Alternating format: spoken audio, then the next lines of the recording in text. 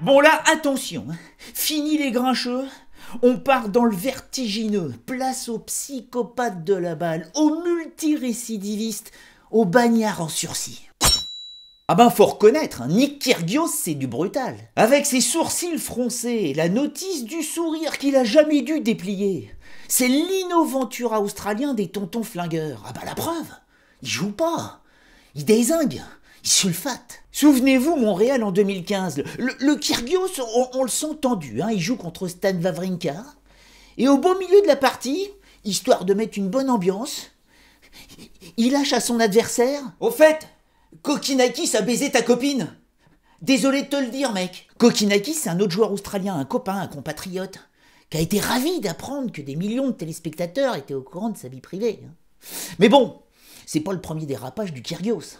Ça fait déjà un bon moment que tout l'état-major du tennis mondial surveille l'alien austral parce que dans sa caboche, c'est la zone 51, c'est le grand mystère. On s'explique toujours pas pourquoi en demi-finale du tournoi du Queens en Angleterre, le Kyrgios a fait mine de se masturber avec sa bouteille d'eau à un changement de côté, face caméra.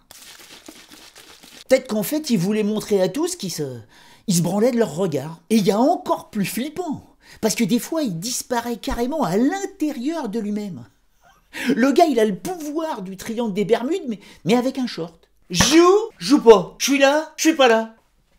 Oh, trop fort le Kyrgios. Et à l'US Open, il y a 2 ans, il avait tellement disparu pendant un match que l'arbitre est carrément descendu de sa chaise pour lui parler en tête-à-tête. Lui disant texto, oh, je veux t'aider, tu es quelqu'un de tellement formidable pour ce sport, c'est pas toi là. Non mais énorme, on n'avait jamais vu ça, une première. Et aller savoir si ça lui a permis de remettre en place toutes les pièces du puzzle, mais toujours est-il qu'il a gagné. Et c'est d'autant plus incroyable que d'habitude, le Kyrgios, les arbitres, il les soigne à la dynamite, il les travaille en férocité. Par exemple, à Wimbledon l'an dernier, Kyrgios ne supporte pas le temps que prend Nadal entre les poings.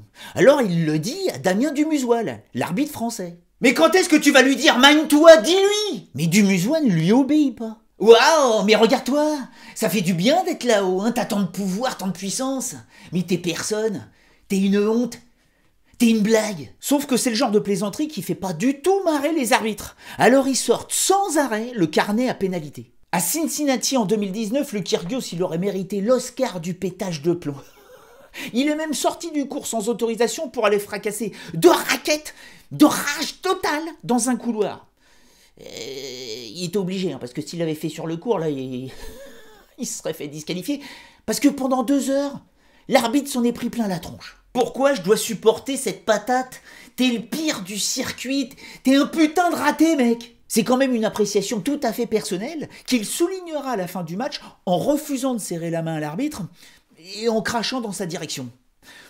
Et ça, c'était 3 petits mois après son one-man show à Rome, où Kyrgios a carrément balancé une chaise au milieu du court avant de s'auto-disqualifier pour se casser sans prévenir au début du 3e set. Et ai-je vraiment besoin de vous le préciser? Encore une fois, c'était une première. Et le souci, c'est que quand il s'écrase comme ça en plein vol, il n'y a pas de boîte noire à l'intérieur du bonhomme. On ne peut pas le localiser, ça peut arriver n'importe où. Enfin non, pas n'importe où. Pas à Roland Garros. Roland Garros, il y vient plus. Comme il aime à le dire, Roland Garros, c'est de la merde. Et il en a autant pour certains de ses copains de jeu. Verdasco? Ah, faut pas m'en parler, rien que d'entendre son nom, ça me rend dingue. Le gars se prend pour Dieu parce qu'il a passé une balle au-dessus du filet. Djokovic? Ah, il me tue avec ses célébrations. Ah, au lieu d'être lui-même, il en fait des tonnes pour qu'on l'aime. Il est méprisable. Nadal? Mais il y a du ciboulot, le Rafa. Parce que quand il gagne, tout va bien, hein, mais quand il perd comme contre moi, là, il a plus de respect pour moi. Et son tonton, là, le Tony, qui dit que je manque d'éducation. Et andouille, j'ai fait 12 ans d'école. De toute façon, tout le monde mange, hein, le public, l'ATP, les institutions, alors on tente de le museler, on le punit. 28 jours de suspension fin 2015, mais avec sursis. Ah bah faudrait pas l'énerver. 3 semaines fin 2016 avec obligation de consulter un psy. S'il refuse, 8 semaines. Et fin 2019, là c'est encore tout frais, hein, Kyrgios est encore prévenu. Pas le droit de moufter, rien, pas un mot pendant 6 mois. Sinon, attention, hein. Ouh, le vilain garçon, le petit fripon, s'il bouge un cil, on lui met 16 semaines de suspension. Mais je suis prêt à parier que le gars qui fera taire Kyrgios, il n'est pas encore né. La preuve quand les légendes du tennis australiennes, comme Rod Laver et Pat Rafter, se demandent pourquoi il n'a pas encore été envoyé à Alcatraz pour l'ensemble de son œuvre, Kyrgios répond « C'est probablement parce que quand je joue, les stades sont pleins et que ça rapporte des sous. C'est ce qu'on appelle un effronté. À perpétuité. »